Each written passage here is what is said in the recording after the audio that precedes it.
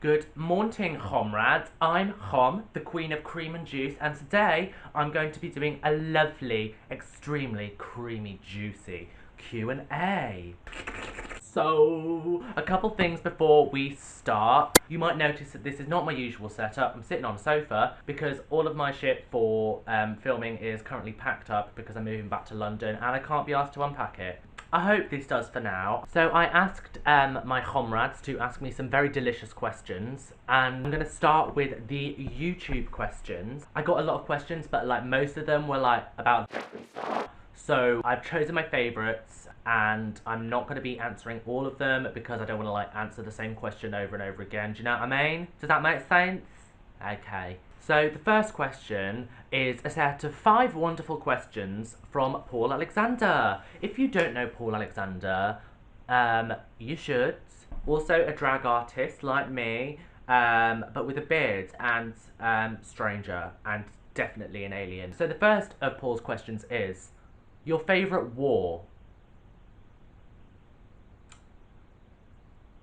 I don't really think I have a favourite war. Do people have favourite wars? I feel like, because like, I thought they were all pretty dreadful. I mean, I wasn't there, but like in theory and what I imagine a war to be like, I imagine it'd be quite shit. So I don't think I really have a favourite. Tell us a weird story about a potato. Once upon a time, there was a potato that tried to disrespect my family, and she was being really rude about it, and then I mashed up that potato and ate her, and then she shut up because she was dead, because it was a potato. Is that what you want?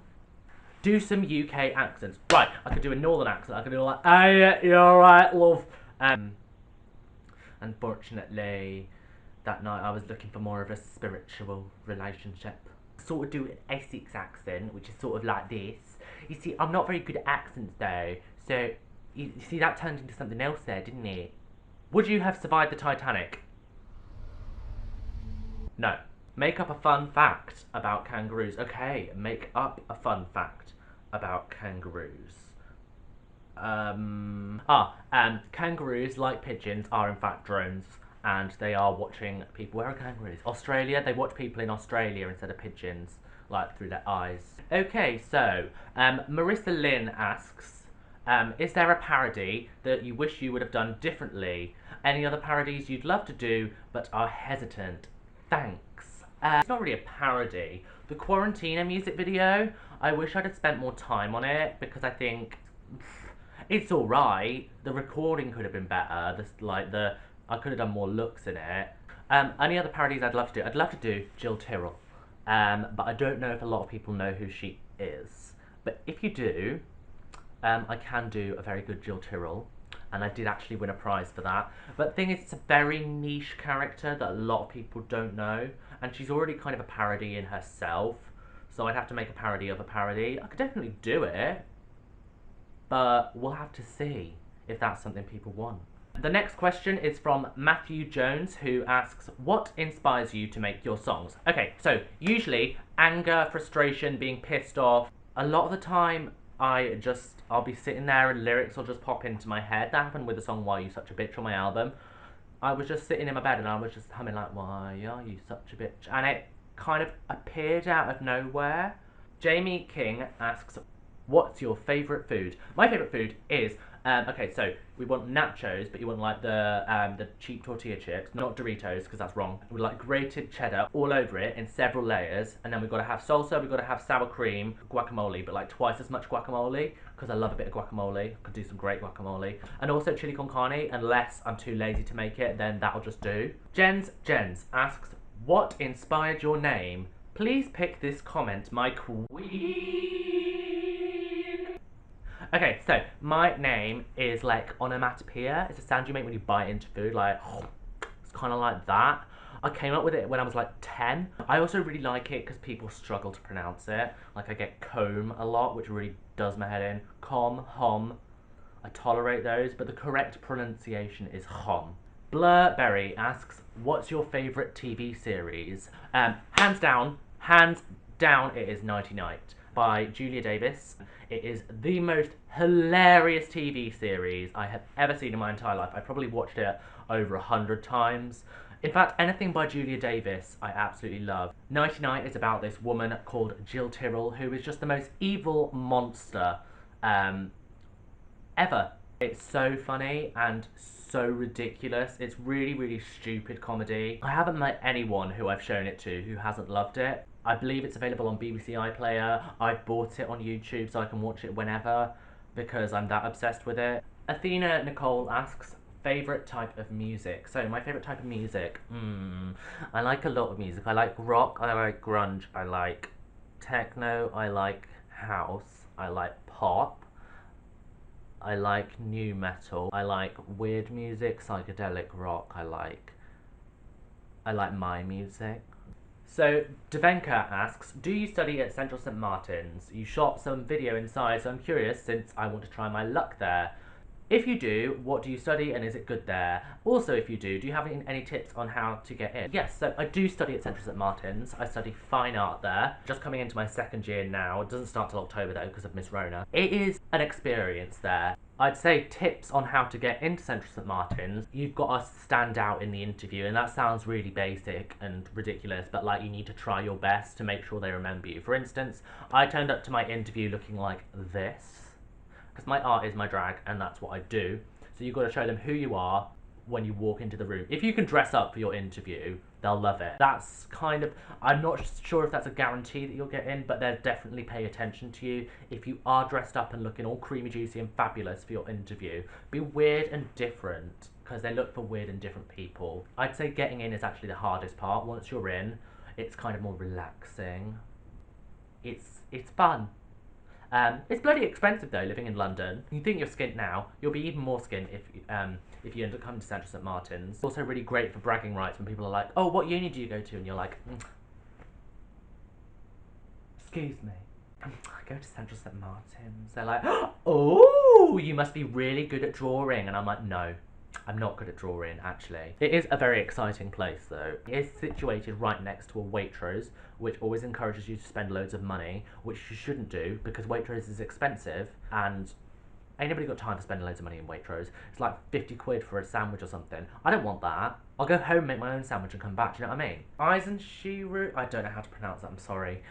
Your zodiac, I want your full chart. Okay, I'm gonna put it up on the screen here, because I don't know what any of this means. All I know is that I'm a Scorpio, and that means I'm sexy and evil.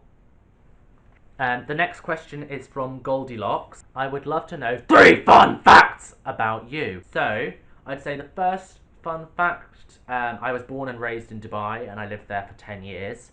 That's an interesting fact that people don't know. I'm currently sober from alcohol. I'm a month sober, which is lovely. My third fun fact is I have, I think, 8 unreleased albums, which are all private on my other YouTube channel that no one gets to hear apart from me, that I made from the age of 13 to 19. Unfortunately, none of you get to hear them. They do exist though, and I have friends who will attest to the fact that they exist. They are not good. So Brody asks 5 questions. Favourite drag makeup products, honest opinions on Jeffree Star, how do you feel about James Charles, favourite song on your album, and favourite drag queen who isn't me. I like the Makeup Forever Flash palette, I use that with every look. I like the Morphe 35B palette, like the one with all the colours in, because it's cheap and it's got colours in. I also bought the Lady Gaga Stupid Love palette on Impulse, and I actually really love it. It's so nice. Like, all the colours are just like my colours. It's like blue and pink, which is like colours that I like, and I put on my face. I'm wearing it right now, if you can see on my eyes. I also really like the Inglot Black Gel Liner. I use that for my lips, if I'm doing a black lip, and my eyeliner. 2. Honest opinions on Jeffree Star. Honest opinion. See, I used to be a fan of Jeffree Star. So when I was about 14, my friend told me about Jeffree Star, and I was like, who's this? And she showed me the music video for Blow Me, which I loved at the time. Opinions on him now, I find him quite irritating, to be honest. I find him to be really fake. I really don't care about his cars or his house. I do like his dogs. Human depression, death, destruction, deleted tweets, and dildo. Opinion, I don't think he's that good at makeup, to be honest. Like, if you watch his tutorials, his technique ain't that good. His looks are not that creative. Number 3, opinion on James Charles. I don't really have an opinion on James Charles. I don't watch his videos. I do feel bad for him, but I don't watch his makeup tutorials. I think he's a good makeup artist. Number 4, favourite song on your album. Okay, favourite song on my album. It is a bit of an underrated one in my opinion, because a lot of people do not seem to like this one, or it's not their favourite. But my favourite is Tube Etiquette 101. Why? Because it's true. Because it's about the London Underground, yeah? I'm going to be doing a music video for it soon, and it's all the rules in that are like unwritten rules of the underground. It talks about all the things. I do love the London Underground. That's a very unpopular opinion that I have. That people don't understand why I like it. Because like you're in one place and then you go underground and you come out somewhere else. It's magical. It's fabulous. So Tube Etiquette 101, also a banger. I love the boom, boom, boom, boom, boom. Favourite drag queen who isn't me? Now this is a very difficult question because you know good and goddamn well if you had said favourite drag queen I would have said me. I think Alaska from Drag Race. I know it's kind of a basic answer, but Alaska was the first drag queen that I saw when I was about 14 and I was like, I want to do that. I saw her music video for Your Makeup Is Terrible and I was like, what is this? Also, she has an album called Anus, which is hilarious. Another question about jaundice syphilis. Stacia Kowawasia asks, honest opinion on Jeffree Star's music, makeup line, personality. So, music, I'm going to get cancelled for saying this, kind of love it. But that's probably just because I grew up with it and it holds some nostalgia for me. Makeup line, mediocre, and personality, irritating. Now we're moving on to Instagram. Abby Normal asks, would you ever do an online drag competition? Yeah, I have done online drag competitions in the past. I actually got my start calling what I do now drag in a drag competition when I was 16 called Supreme Drag Race. It was so much fun. Extremely stressful. I did end up winning though. It was sort of in a similar format to RuPaul's Drag Race except on Instagram. I do believe it's still up, but you have to scroll all the way down. I have also done other drag competitions online. Mixed experiences. Some of them I've really enjoyed, some of them have been hell on earth. I do, however, definitely absolutely prefer performing live and doing live competitions on stage because that's so much more fun. You get to talk to people in the audience after your show. You can entertain, you can hear the laughter in the room or like the enjoyment or people like having fun or people not having fun and telling you how bad you are. It's all great. It's all an experience and it's exciting. So I'm not sure if I would do one in the future. If the right one came along, I might sign up, but it is a lot of work and it depends whether I want to commit myself to doing it because if I'm in a competition, I'm going to want to do the whole, I don't play to lose, I play to win, and I want to get to the end and win. We'll see. If the right one comes along, you may see me in another online competition. So the next question on Instagram is from Kureiko_Kazama. I probably butchered that pronunciation, I'm sorry about that. And they asked 2 questions. So the first one is, when and how did you start to stan Jeffree Star and Blood on the Dance Floor? And what scandal made you unstan? Like, what was the point that crossed the line and the thing that you couldn't tolerate anymore? What was the thing that made you realise you wasted your time or even money and heart on jerks? I wouldn't say I ever stand either of them, especially not Blood on the Dance Floor. I liked Blood on the Dance Floor for a period of about 6 months when I was 14. They're rubbish. Like, their music is really, really bad. Javon Monroe from Blood on the Dance Floor, I do still like. He is now a drag queen called Dali. He was on Dragula. I do support him. I do like his drag and everything, and his music, his music nowadays is actually really good. Darby Vanity, he's a nonce. And the thing is, we all knew, but when you're 14, you kind of don't realise that, oh, he's a nonce, he's just like a rumour. And there was this whole thing like, oh, is it a rumour, is it not true? Because he'd write these revolting songs about people accusing him of being a nonce. There were some that I couldn't even sit through. Ugh, Crucified by Your Lives. Absolute painful, dreadful song. Or You Done Goofed. Another dreadful song. He's not a good singer at all. His lyrics are terrible. He's very unattractive. So I never actually really liked him. I like the backing tracks and Jay's verses. And I think a lot of ex-Blood on the Dance Floor fans will agree with me. I kind of grew out of them real quick when I realised this is crap and also he's a nonce. With Jeffree Star, I liked him for a few years until stuff started coming out about his racist past, and that was kind of like, oh, that is a bit crunchy, I don't really like that. And then when he started doing videos with Shane Dawson, I was like, this is cringy and awful. I think the moment when I really just could not deal with him anymore was when he did that second series with Shane Dawson. I haven't watched it, but I knew by the adverts that it was just a money grab and it was going to be rubbish, and I saw the palette and I was like, this is crap. That palette, I'm sorry, I'm going to go into a rant. I'm sorry, it's time to rant. That bloody conspiracy palette, I've seen pictures of it. All of the colours, like none of them go together. It's like the ugliest palette I've ever seen in my life. What the hell is that horrible yellow thing? I haven't watched the series and I don't plan to, and I don't think you can anymore. Can you? I don't know. Don't care. Not buying that palette, ever. Would never. It's revolting. There's like a black eyeshadow and a white eyeshadow. Yeah, that's cute. And then there's like, I think there's like a red one, which looks alright. But like the rest of them, no. Like none of the colours go together. I don't know why. Like, well, obviously I do know why, so they could get loads of money. That's why they made the bloody series. Like, how many parts was it? I don't care. I haven't watched it. What's the thing that the majority hates but you love, and what's the thing that you love, like, but the majority of people hate? Like pineapple on pizza. Okay, so, lots of people hate Crocs. I love Crocs. I think they're extremely fashionable. What's the thing you hate that lots of people love? You know, on Facebook, the Care React, it really does my head in for some reason. I don't know why. It's just like, it pops up all the time and I'm like, ugh. King Yor, I think that's how you pronounce it, 2020, asks, if you had to use a condiment as deodorant for the rest of your life, which would it be? Like, I don't know. Like, mayonnaise? Maybe, but no, that'd be gross. I don't know, this is a stupid question. Who uses condiments as deodorant? I suppose that's the point. What smells nice?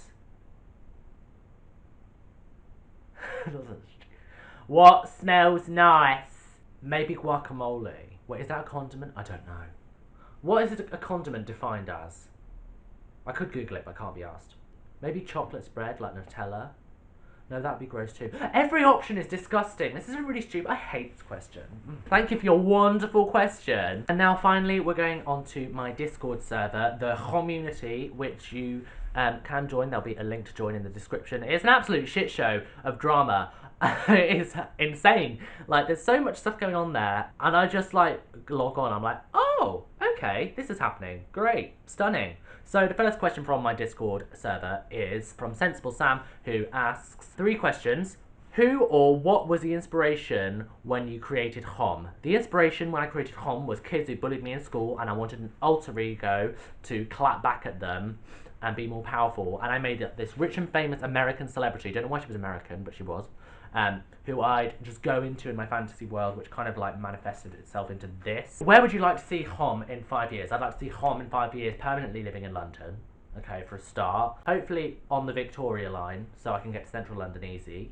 A bit more famous, maybe either on YouTube or on a TV show or something.